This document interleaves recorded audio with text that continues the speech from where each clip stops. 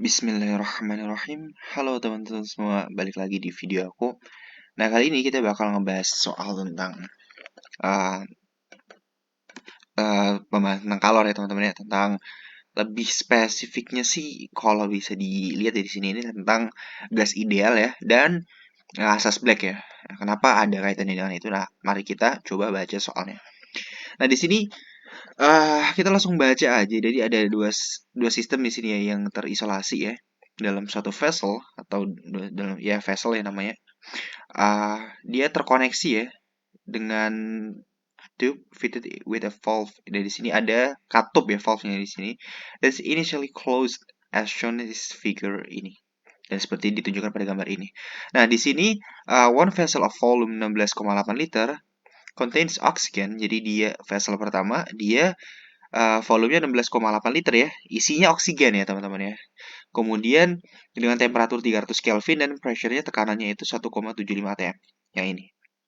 Kemudian, the other vessel, volumenya adalah 22,4 liter, contains oxygen juga, berarti isinya juga oksigen, at temperature of 450 Kelvin, dan pressure-nya juga di sini 2,25 atm. Nah, when the valve is open, berarti ketika katupnya dibuka, the gases in two vessel mix, nyampur. Berarti ya dia nyampur, gas dari dua vessel ini dia bakal nyampur, atau dua wadah ya, vessel wadah, dan temperatur dan tekanan ya, pressure akan uniform throughout. Atau nanti tentu aja dia akan mencapai keseimbangan yang lainnya gitu. Suhunya atau suhu dan tekanannya. Nah, sekarang di sini pertanyaannya adalah berapa final temperaturnya? Berarti suhu ketika katupnya dibuka, berarti ketika dua gas di sini nyampur. Oke. Dan yang kedua adalah berapa final pressure-nya atau tekanan akhirnya ketika dia udah nyampur gitu ya. Nah, di sini kita nggak perlu memperhatikan ya teman-teman ya. Kita menyederhanakan keadaan aja, kita nggak perlu memperhatikan volume dari penghubung ini karena bisa aja kan ini sebenarnya di skala cukup besar ya, tapi sebenarnya kan dia bisa aja kecil gitu. Dan ini katupnya ketika dibuka langsung nyampur gitu teman-teman ya. Nah, di sini mari kita langsung bahas ketika bercampur maka dia berlaku asas Black ya. Sebagaimana yang aku spill di depan tadi ya. Eh, Berlaku asas Black kenapa? Karena ya ini kondisi dua pencampuran ya gitu dan akan mencapai suatu keseimbangan yang lain gitu. Karena kita mencari suhu keseimbangannya di sini gitu. Eh, nggak sekedar hanya sekedar air dicampur es batu dan lain-lain gitu ya. Penggunanya lebih dari itu gitu. Seperti panel surya dan lain-lain juga dia menggunakan konsep asas Black gitu ya teman-teman ya. Nah, di sini maka asas Black ya, Ki serap sama dengan Ki lepas. Maka yang menyerap siapa? Yang menyerap kalor tentunya yang suhunya lebih eh, rendah ya, yang 300 Kelvin ini, dan yang melepas adalah 450. Ya, maka kita tulis saja MC delta T1 sama dengan MC delta T2, dan C di sini adalah kalor jenis dari oksigen ya. Aku tulis saja C karena ini oksigen, ini juga oksigen. Gitu ya. Nah, massa satunya itu ada di sini. Ya, kita nggak tahu massa satu berapa ya. Dan ini massa duanya ada yang di sini. Nah, delta T adalah perubahan suhu gitu. Nah, sekarang kita coba breakdown delta T di sini gitu. Suhu. Ketika ini suhunya 300 Kelvin dan ini 450 Kelvin, maka kita bisa tahu suhu campurannya pasti di antara dua ini. Oke, suhu campurannya pasti di antara dua ini. Berarti as logically dia akan lebih tinggi dari 300 dan dia akan lebih rendah dari 450. Oke, itu suhu campurannya. Berarti kalau let's say suhunya adalah 350 gitu. Suhunya adalah 350. Misal ya, suhunya 350. Maka delta, karena delta T itu kan harus positif ya. Maka 300 sama 350 gimana cara supaya positif? Berarti ini dikurangi ini, kan gitu kan ya. Maka T dikurangi 300 gitu ya. Dan ini sama ini supaya bisa positif, maka yang ini dikurangi yang ini. Kalau kebalik malah jadinya negatif gitu ya. Nah, di sini konsep penentuan pengurangannya itu harus pas ya teman-teman ya. Oke, setelah kita dapetin ini, kita juga tahu bahwasanya mol ya, mol itu sama dengan massa dibagi massa molekul relatif atau MR. Nah, maka M adalah N kali MR. Nah, ini mungkin cukup sedikit membingungkan ya. Kenapa kita harus membuat ini ya, M sama dengan N kali MR? Ya, kita tahu kalau ini bakal kita substitusi ke sini gitu ya, ke M ini. Tapi, kenapa harus ada molnya gitu?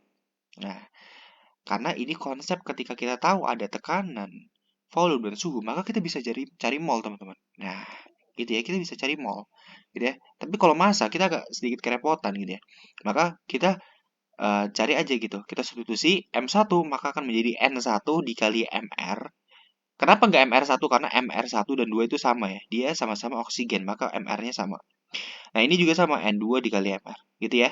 Kali C kali C. Nah, sekarang kita coba uh, pahami di sini. Bahwasanya kita kan tahu ya, persamaan gas ideal PV sama dengan nRT, maka N itu apa? N adalah PV per RT, sehingga kita bisa substitusi ke sini. Jadi kita bisa substitusi, sehingga kita bisa dapatkan untuk N1, dia berarti P1, V1 dibagi RT1, R-nya konstanta ya. Berarti nggak usah R1, R1-an. Ini berarti R aja. Dikali MR kali C. Nah, ini T dikurangi 300. Nah, di sini P2, V2 per RT2 dikali MRC kali 400 kurang T. Nah, MRC bisa dicoret ya. Dia kan suatu nilai tetap. Dan ada R juga bisa dicoret juga. Kita coret aja R-nya. Sehingga kita dapatkan PV P1, V1 dibagi T1 dikali T dikurangi 300 sama dengan P2, V2 dibagi T2 ya, dikali 450 T. Nah, kita sekarang substitusi aja nilainya. P1 itu berapa? 1,75 TM, 16,8 300. P2 2,25, V2-nya 22,4, T-nya 450 gitu ya. Kita substitusi aja. Dan nggak perlu dirubah ya teman-teman ke satuan internasional. Kenapa? Karena nanti dia ya saling menghilangkan ya satuannya ya. Gitu. ATM nanti kecoret sama ATM, liter kecoret sama liter, Kelvin kecoret sama Kelvin gitu ya. Jadi kita nggak usah memperhatikan satuannya gitu ya. Kemudian uh, kita inputkan aja semua ini. Kalau dihitung ya pakai kalkulator aja nggak apa-apa. Kita dapat 0,098 dikali T dikurangi 300. Kemudian semua ini kalau dikali itu 0,112 ya. Nah, sekarang ya ini kita pakai aljabar biasa, otak-atik aja ya gini. Ya sebenarnya ini bisa langsung pakai kalkulator ya teman-teman ya, tapi nggak pakai kalkulator pun bisa sebenarnya karena kan ini 0,098, ini 0,112 ya, nanti 98 sama 12 ini kan belakangnya kan ini kan apa sorry 8 sama 2 kan genep ya, nanti bisa ditambah sebenarnya gitu, tapi ya kalau pakai kalkulator nggak apa-apa. Nah, setelah kita cari nanti kita bakal dapetin T-nya adalah 380 Kelvin. Nah, sekarang jawabannya ternyata sesuai prediksi kita ya teman-teman ya. Nilainya lebih besar dari ini, tapi lebih kecil dari ini. Oke. Nah, sekarang kita lanjut ke poin yang B. Ya, ini suhu campurannya, final temperaturnya. Sekarang bagaimana dengan final pressure-nya? Nah, kita coba untuk selesaikan. Nah, tekanan akhir.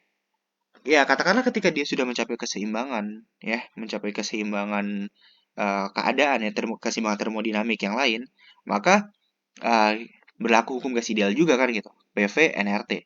Nah, kita katakanlah keadaan keseimbangan itu sebagai keadaan 3. Ya, P3, V3, N3, RT3 ya. Gitu, keadaan ketiga lah gitu katakannya. Ini kan keadaan pertama, dua ya. Sistem di pertama, sistem kedua. Nah, sistem ketiga itu adalah campurannya. Sorry, bukan keadaan berarti ya, sistemnya gitu.